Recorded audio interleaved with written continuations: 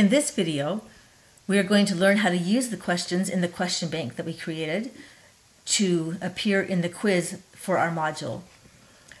So I go to my module, I'm on the home page. I can either go to quizzes and find the quiz, or I can just look at my module and go to the quiz, click on the quiz, and my quiz appears. I need to edit this quiz if I want to add questions to it.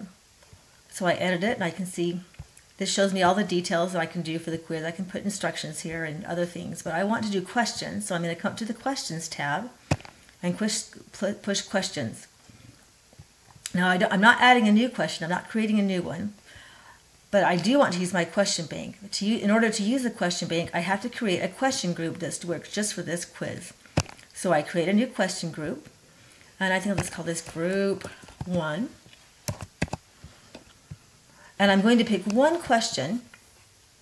I want the quiz to have one question from this question bank, and each question is going to be worth 10 points.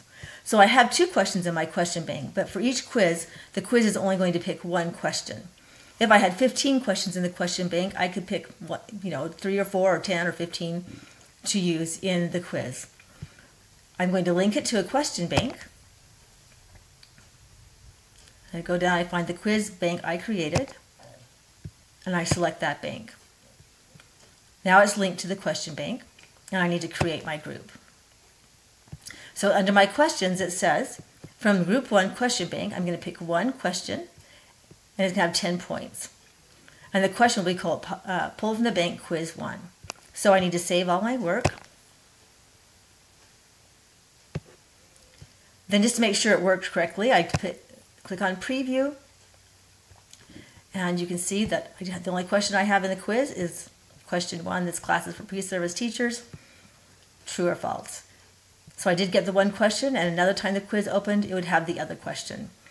And that's how you use questions in your question bank selected randomly for the quiz that you created.